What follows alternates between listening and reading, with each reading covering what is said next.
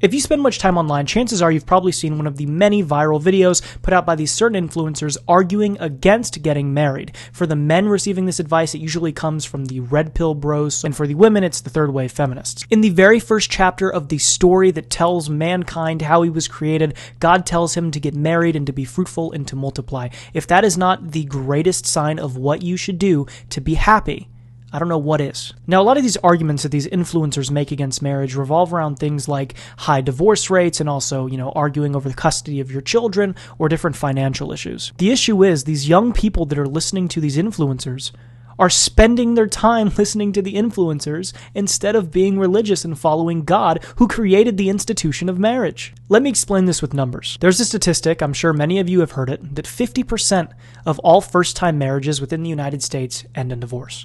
It's a terrible number, and according to Forbes, it's true.